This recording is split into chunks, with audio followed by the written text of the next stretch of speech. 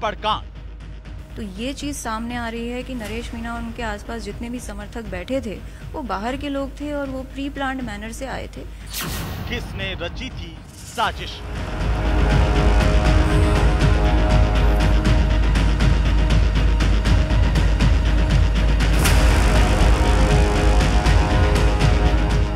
आखिर कौन था सूत्रधार?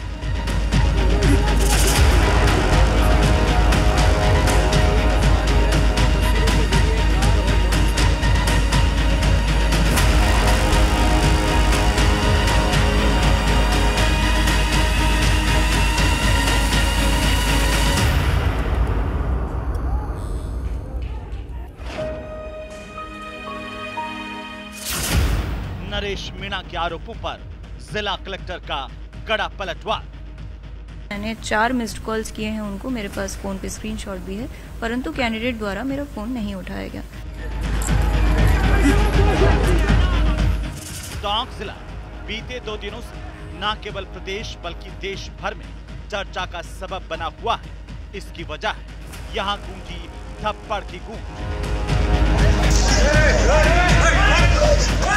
कलेक्टर ने 45 किलोमीटर बैठी थी, वो मेहंदी लगा के वो कलेक्टर ने आ जाते थे, सबको नहीं होता।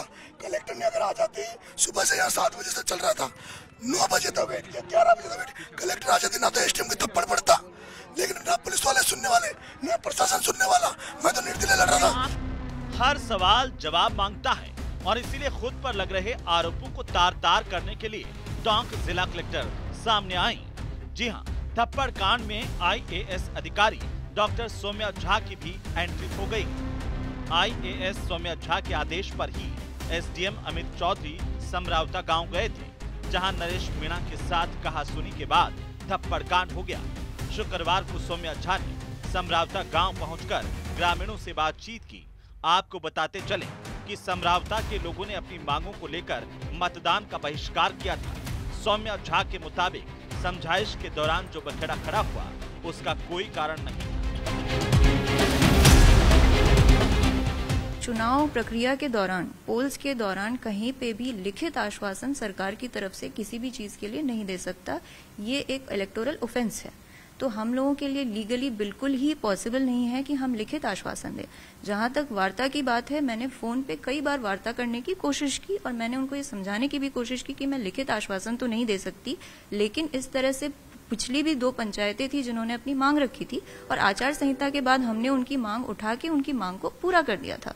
तो उसी तरह की ये मांग थी, बिल्कुल वाजिब मांग थी, हम खुद मान रहे थे। 30 अक्टूबर को जब वो एसडीएम के पास गए थे तो उन्होंने भी कहा था कि आपकी बिल्कुल वाजिब मांग है। आचार संहिता खत्म होते ही जो दूसरी पंचायतों के साथ प्रक्रिया अपना के कर दिया काम, वही हम आपका काम भी कर देंगे।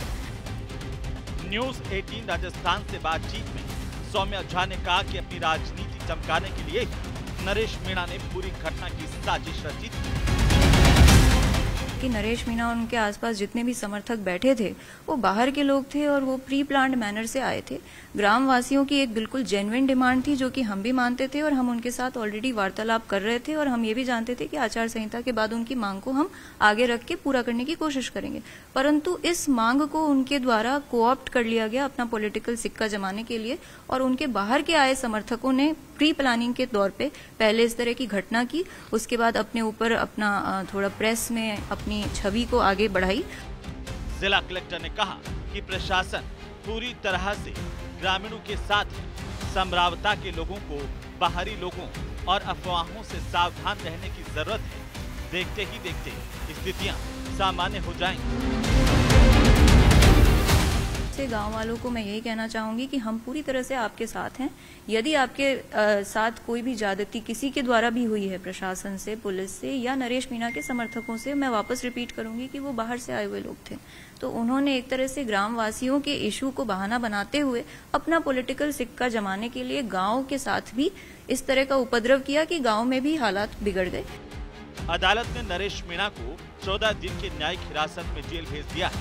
थप्पड़ कांड पर जयपुर में 2 दिन से हड़ताल कर रहे आरएएस एसोसिएशन के मेंबर्स ने मुख्यमंत्री से मुलाकात के बाद हड़ताल खत्म कर दी है। न्यूज 18 राजस्थान के टोंक से दौलत पारिक की रिपोर्ट।